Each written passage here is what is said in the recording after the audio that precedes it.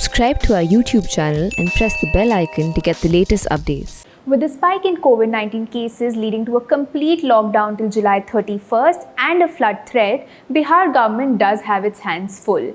And amidst this is the looming possibility of the assembly elections being conducted in the state before the end of November. So at this point, all eyes are on the Election Commission. But does the Election Commission have the power to postpone elections? And if so, what happens next? We began KYC on your Constitution this week by answering these questions for you. Now, Article 324 of the Constitution vests the powers of superintendence, direction and control of the elections on the Election Commission. While the provision is quite broad, the Supreme Court has spoken about how the constitutional provision actually allows the Commission to take care of surprise situations. The Supreme Court has also held that the Election Commission's mandate is to hold free and fair elections and that it can decide if it is possible to hold free and fair elections by objectively assessing the situation. So, for example, in 2002, when the Gujarat Assembly was dissolved prematurely, the Election Commission had cited Article 324 to hold early elections. It had cited Supreme Court judgments which had said that the ultimate decision on whether it is possible to hold elections at any given point of time rests with the Election Commission. Additionally, Section 153 of the Representation of People's Act allows the Election Commission to extend the time for completing any election. It can do so by amending the election schedule notified by it. In fact, it was these two provisions together that the Election Commission cited in March this year to postpone the elections to the 18 Rajya Sabha seats due to COVID-19. But the court has ruled that as far as possible, the Commission should ensure that a new assembly should be in place within 6 months of its dissolution. In Bihar's case, this 6-month period begins on 29th November. Of course, once the elections are postponed, the government and the president decides the future course of action. So it can either impose president's rule in the state or extend the term of the chief minister for another 6 months. Tweets on the Chief Justice of India riding a Harley Davidson and on former CJIs have landed Advocate Prashant Bhushan in trouble. The Supreme Court has issued him a contempt notice asking him to explain his conduct. Now, courts have done this several times in the past, from pulling up a politician for calling judges fools to pulling up journalists for contempt. But did you know that the courts draw this power from the Constitution itself? Now, Articles 129 and 215 specifically allow the Supreme Court and the High Courts respectively to punish people for contempt of courts. Additionally, Article 19(2) also accepts contempt as a restriction on the freedom of speech and expression.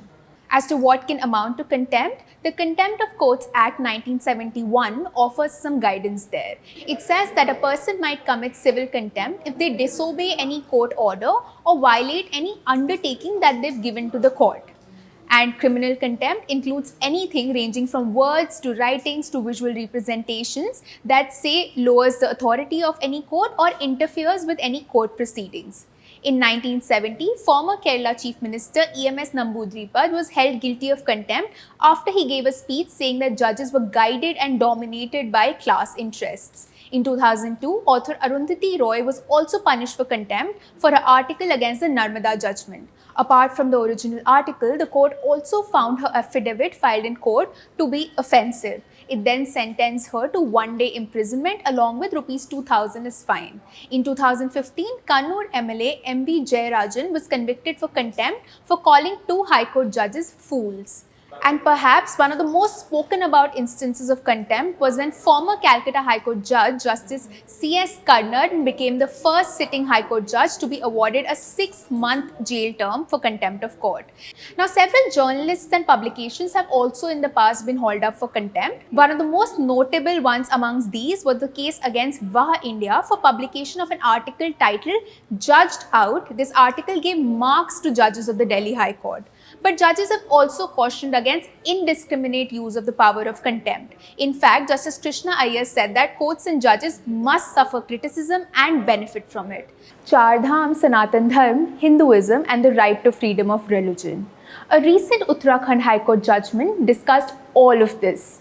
The case before the court was about the state government's takeover of the Char Dhams and 51 other shrines through the formation of a management board.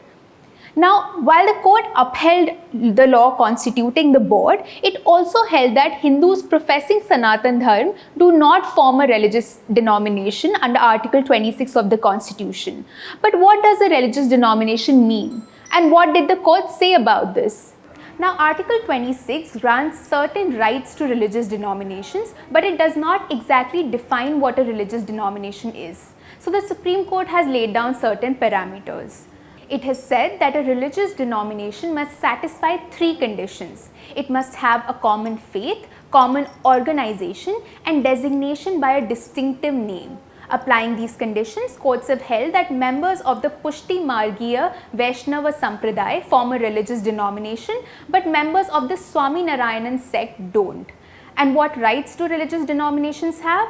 Article 26 lists 4 such rights. Now, the petitioners had argued that the Char Dham law took away these rights from followers of the Sanatan Dharma by allowing the government to manage the dhams. But the court rejected this contention.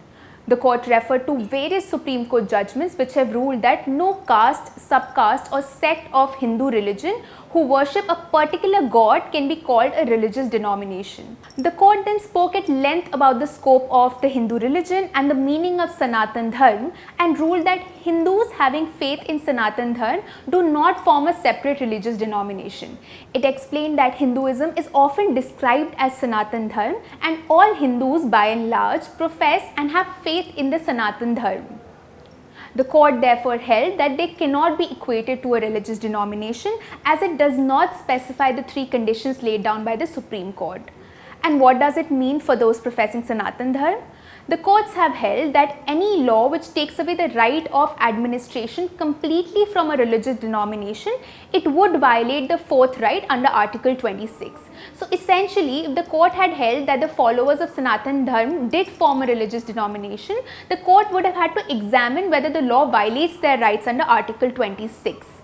Since they were ruled to not be a religious denomination, this question did not arise. But the court also said that even if this was the case, the act that had been challenged said that only Hindus professing Sanatan Dharma can be nominated as a chairman and members of the board that would manage the secular affairs of the Char Dhams and other temples. So the court upheld the law as not violative of Article 26. In another twist in the political crisis in Rajasthan, Chief Minister Ashok Gehlot has asked Governor Kulraj Mishra to convene the State Assembly from Monday. However, Mishra has not called a session yet, prompting Gehlot to allege that Mishra is acting under pressure to not call the session. But is the governor bound by this demand? The Constitution and the Supreme Court judgment, both of these hold the answer to this question. Now, to understand this completely, we'd have to look at 2 constitutional provisions. The first one is Article 174 of the Constitution, which says that the governor shall summon the House to meet at the time and place as he thinks fit. Secondly, Article 163 says that there shall be a council of ministers to aid and advise the governor in exercising his functions. But it adds that he would not need the council of ministers' aid and advice if the constitution requires him to carry out any functions at his discretion. So the next question would be, is summoning the House a function that the governor can exercise at his discretion? The Supreme Court does not think so. A landmark judgment on this is the Nabam Rebia case, which resulted from a constitutional crisis that arose in Arunachal Pradesh in November 2016. At that time, 20 rebel Congress MLAs along with 11 BJP and 2 independent MLAs met with the governor and they told him about their displeasure with the speaker in the government. In response, the governor preponed the assembly session from 14 January 2016 to 15 December 2015 and listed the removal of the speaker on the agenda. The case reached the Supreme Court and one of the questions before the court was whether the governor could have preponed the assembly session without the aid and advice of the Council of Ministers. The court concluded that in ordinary circumstances, the governor can summon the House only on the aid and advice of the Council of Ministers with the Chief Minister heading the Council. But it clarified that in a situation where the governor has reason to believe that the Chief Minister and his Council of Ministers have lost the confidence of the House, it would be open to him to ask the Chief Minister and his Council of Ministers to prove their majority in the House by a floor test. This is Apurva Mandhani for The Print. For more such videos, subscribe to our YouTube channel and follow us on Twitter, Instagram and Facebook.